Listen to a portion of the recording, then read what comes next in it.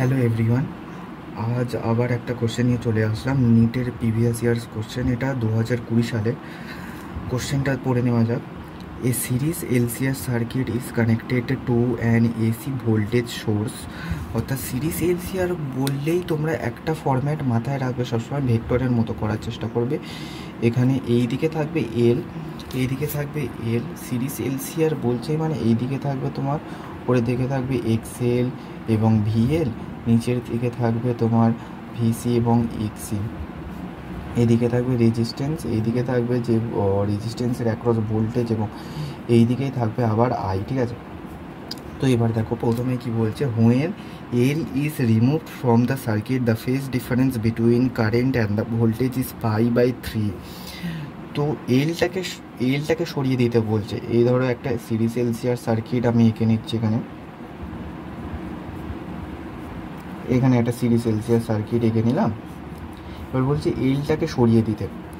এলটাকে যখন প্রথম কন্ডিশন আমি লিখি, প্রথমে কি বলছে, এলটাকে সরিয়ে দিতে বলছে। এলটাকে সরিয়ে দিলে তোমার এইটা তো সরে যাবে, এটা তো বাতিল হয়ে যাবে। তখন নিচে একটা আসবে এক্সএল এবং এক্সি এবং ভিসি, এবং এই দিকে আসবে আর এবং ভি আর, এবং কারেন্ট তো এই দিকেই আসে। ঠিক আছে, এটা মাথায় রাখবে।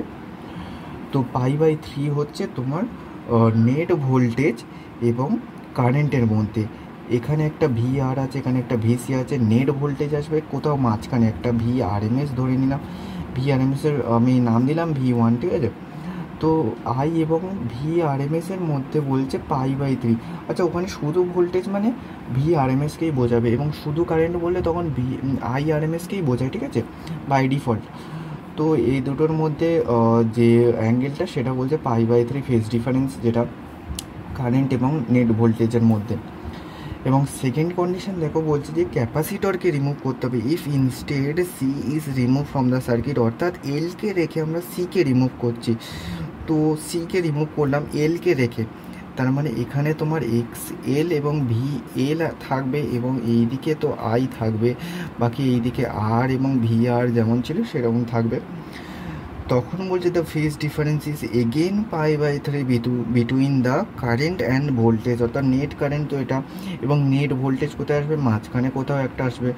ভি আর এম এস লিখে দিই আমরা, সেটাকে V2 নাম দিয়ে দিই। তো আবার π/3 বলছে, অ্যাঙ্গেল আসছে V2 এবং আই এর মধ্যে। এবারে দেখো ভালোভাবে জিনিসটা বোঝার চেষ্টা করবে। দেখো প্রথম কন্ডিশনে আমাকে দিয়েছিল যে এইরকম হয়েছিল, তো V1 এই দিকে এসেছিল, এবং এই দিকে ছিল এক্সি এবং ভিসি, এবং এই দিকে ছিল আই, এদিকে ছিল π/3। সেকেন্ড কন্ডিশনে কি হলো, এইদিকে এক্সএল এবং ভিএল, ভালোভাবে বুঝবে ব্যাপারটা, আর এইদিকে V2, আর এইদিকে হচ্ছে π/3, দেন এদিকে আই। এবার দেখো এই জিনিসটা দেখো তোমরা, এখানে π/3, এইদিকে π/3 কমন আছে, আই এই দিকে যা আছে এখানেও সেমই ভ্যালু আছে। ঠিক আছে, তো এবার দেখো তোমাদের আমি একটা এক্সাম্পল দিচ্ছি এখানে, ভালোভাবে দেখো। এখানে ধরো একটা এক্সাম্পল দিচ্ছি। ঠিক আছে, এখানে ধরো 3 আছে, 3 নিলাম আমি ভ্যালু, এইদিকে 4 নিলাম, ভেক্টর যেরকম হয়। তো এইদিকে কত, এইদিকে ধরো এইদিকে 37 ডিগ্রি আসবে, যেরকম পড়েছো তোমরা যে tan 37 degree is equal to 3/4, তাই না? এটা তো পড়েছো। তো এইটা ধরো ফার্স্ট কন্ডিশন আমি তোমাদের দিলাম। বললাম যে সেকেন্ড কন্ডিশনে তোমরা এবার বলো যে এইখানে যদি তোমার 4 থাকে, অ্যান্ড এইদিকে যদি তোমার নেট কিছু একটা ভ্যালু থাকে, অ্যান্ড এইদিকে যদি 37 ডিগ্রি থাকে, তাহলে তোমরা বলবে কি এইদিকেও তোমার সেম 3ই তো আসবে না? এইদিকে তো তোমার সেম 3ই আসবে। এইদিকে 4 ছিল, এইদিকেও 4 ছিল, এখানে 37 ডিগ্রি, এখানেও 37 ডিগ্রি, তো 3ই আসার কথা না? কারণ tan 37 ডিগ্রির ভ্যালু কী হবে, 3/4। তো 3 তো পারপেন্ডিকুলারে এবং 4ও থাকবে বেসে, তো 3কে পারপেন্ডিকুলারে সেরকম রেখেছি। তো এইখানে যেরকম 3 এসেছিল, এইখানে যেরকম 3 এসেছিলো, এইখানেও সেরকম 3ই আসলো, এখানে সেরকম 3ই আসলো। ঠিক সেই রকমই এইখানে তার মানে তোমার কি হচ্ছে ব্যাপারটা, আমি কি এতক্ষণ ধরে বোঝানোর চেষ্টা করলাম যে এক্সি এবং ভিসির ভ্যালুটা এক্সএল এবং ভিএল এর সাথে তার মানে সমান, তার মানে এটা রেজোনেন্স কন্ডিশনে আছে। অর্থাৎ আমরা নিচে লিখছি যে এক্সি ইজ ইকুয়াল টু এক্সএল এবং VC is equal to VL আসবে। এইটা আমরা বের করলাম বুঝে সুঝে, ঠিক আছে। তার মানে এটা কি বলে, রেজোনেন্স কন্ডিশন বলে, রেজোনেন্স কন্ডিশন বলে এটাকে।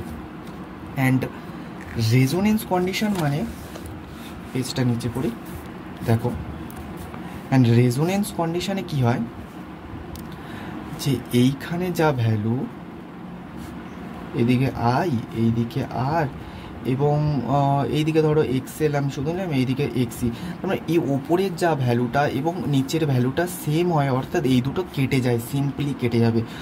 অর্থাৎ মানে পুরো নেট ভোল্টেজটাই VRMSটাই কারেন্টের সেম ফেজে আসে। অ্যান্ড সেম ফেজে আসার মানে কি, থিটার ভ্যালু হয়ে যাচ্ছে 0 ডিগ্রি অ্যান্ড অতএব কস থিটার ভ্যালু হয়ে যাচ্ছে 1, অর্থাৎ কস থিটা মানে কস 0 ডিগ্রি, অর্থাৎ তার ভ্যালু হয়ে যাবে 1।